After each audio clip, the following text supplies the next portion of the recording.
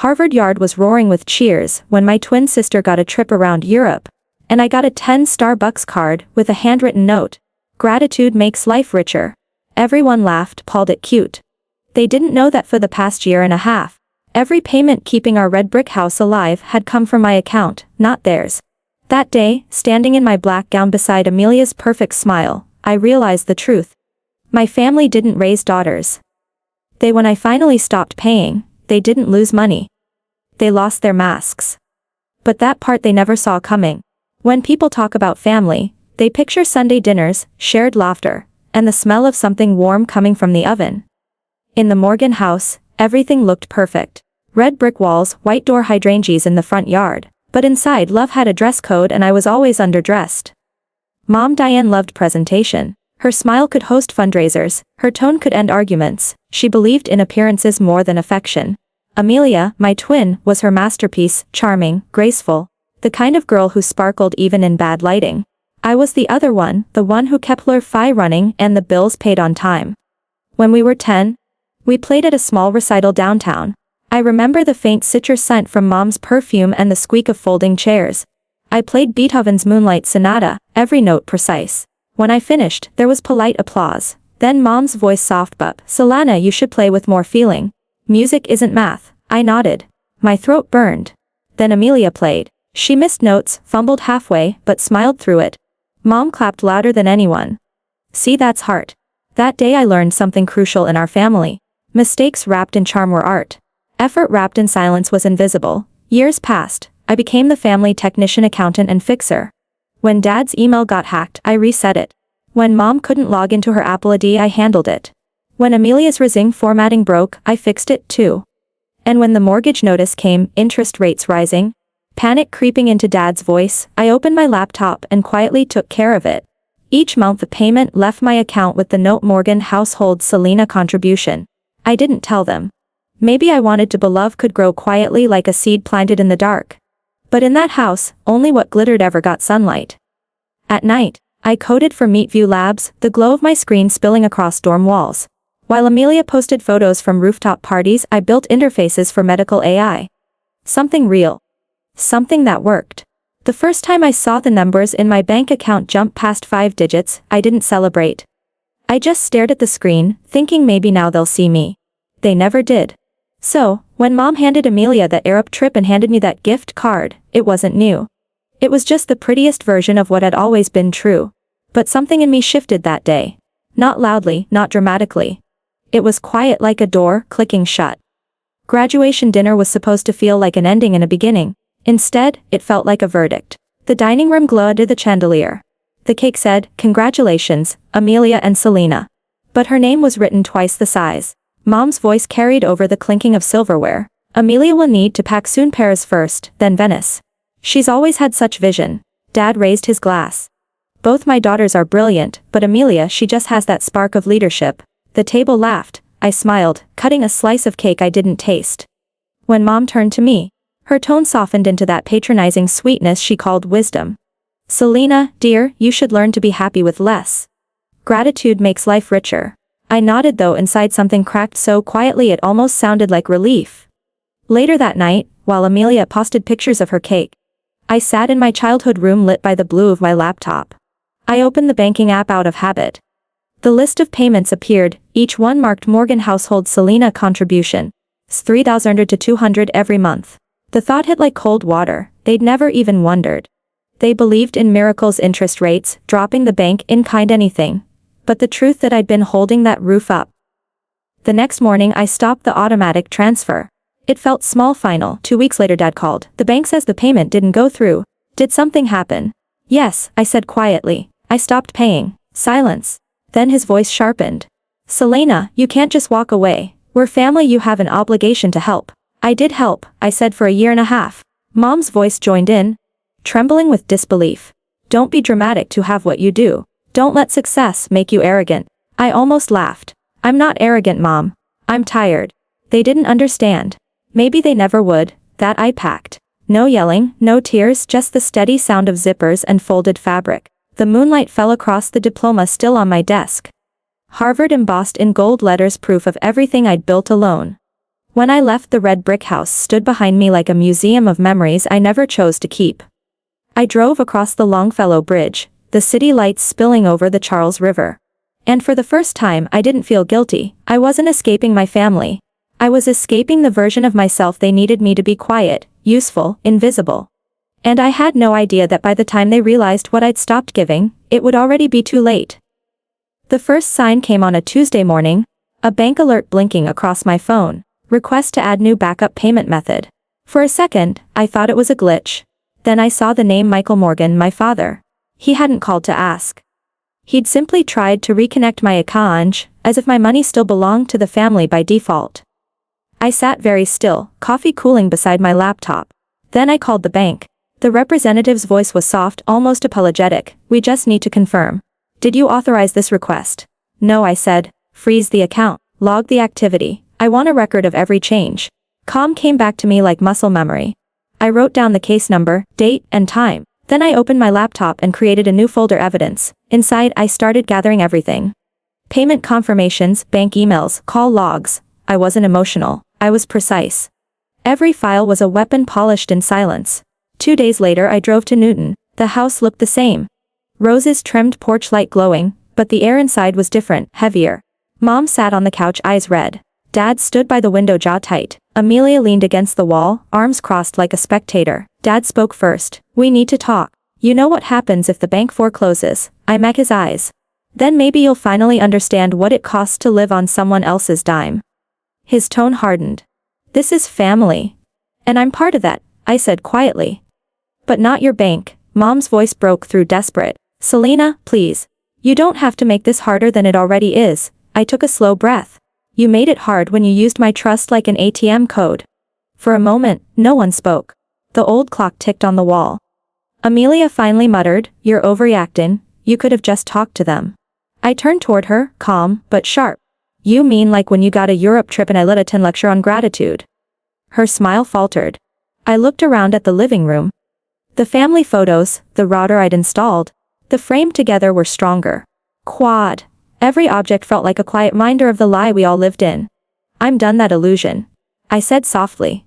If you want control, take it, just don't use my name to do it. Then I walked out, closing the door behind me. No yelling followed this time. Just silence, the kind that burns more than words. When I got home, I opened my laptop again. The evidence folder was waiting.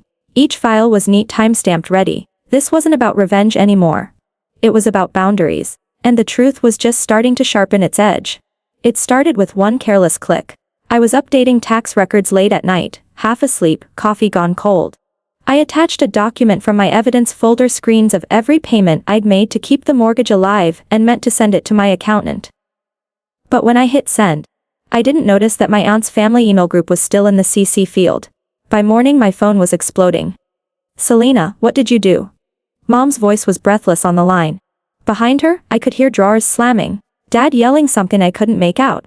What are you talking about? I asked. Everyone's seen it. Helen posted it on Facebook. You sent the payment records to the whole family. I pulled up my inbox. Hundreds of notifications, screenshots, shocked emojis. Comment threads under a post that read 18 months and Selena contribution. Did anyone know she paid their mortgage?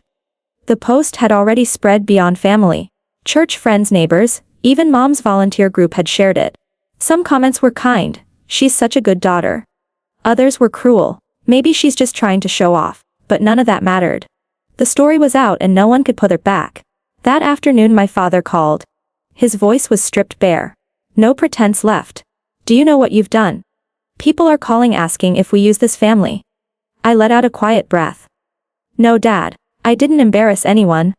I just stopped hiding the truth. You could have handled this privately, he snapped. I did, I said, for a year and a half. He hung up. Hours later, the local bank manager called him in for a meeting. The refinance application he'd submitted was flagged unstable payment history. The letter said without my deposits, they couldn't prove consistent funds. The house, once their badge of pride, was now a liability. I didn't feel joy, only a strange stillness. Justice doesn't always roar. Sometimes it just quietly rearranges the balance sheet. Within weeks the Newton house was listed for sale. Neighbors whispered. Aunt Helen apologized to me privately, saying she didn't mean for things to spread that far. The Morgan's perfect image had cracked like porcelain, dropped on tile. I kept working. At Meet View Labs, my projects expanded. Colleagues started asking about my design approach. Quiet precision, they called it. The phrase stuck. It became my compass.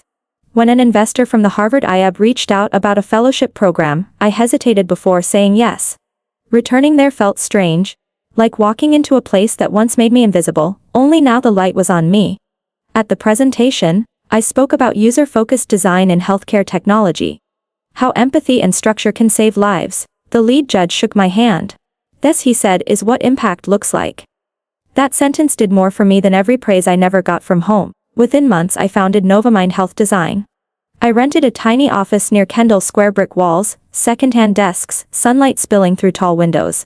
On the wall, I taped a white sheet of paper with black marker words. We designed clarity for those who save lives. The first contract came from Meet View itself, then another from a cancer detection startup.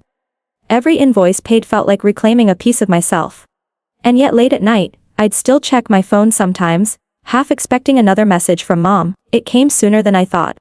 Amelia texted, "First Mom's sick, Dad's depressed. They're losing the house. You did this." I read it twice before replying, "No Amelia, they did." 2 days later she showed up at my office. Same perfect hair, same designer coat, but her eyes looked hollow. She stood among the potted plants and prototype sketches, scanning the space like it contradicted everything she believed about me. "Mom can't sleep," she said softly. "Dad's falling apart. If you just helped," like I'd erupted, like before when I paid quietly and they called it luck. Her lips trembled. "You've changed." I said. "You only loved me when I was useful."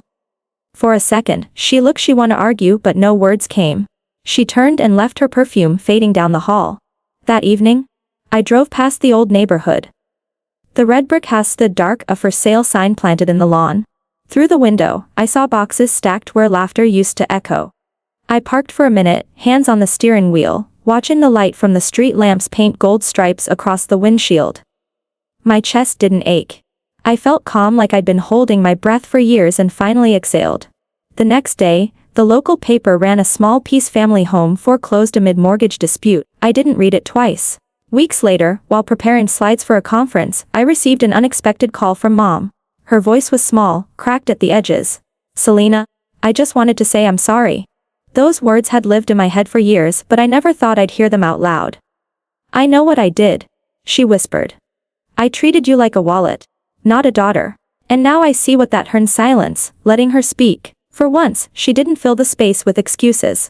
Finally, I said, "I forgive you, Mom. But forgiveness doesn't mean going back." "I just wanted you to know I mean it." "I know," I said. "And that's enough." When the call ended, I turned off my phone and stared out the window. The city was glittering in winter light, the Charles River silver under the sky. They had lost the house that defined them. But I had built something that couldn't be foreclosed: my boundaries, my peace. Justice hadn't come with sirens or revenge speeches. It came in the quiet. The kind of quiet where truth finally breathes. I ran into Mom by accident one late winter afternoon. The Whole Foods in Cambridge was warm and bright against the cold outside, the air smelling of oranges and fresh bread. I was reaching for a bundle of bok choy when I heard it. Her voice trembling, fragile. "Selena." I turned. She looked smaller than I remembered, her coat too big, hair streaked with silver. For a moment we just stared.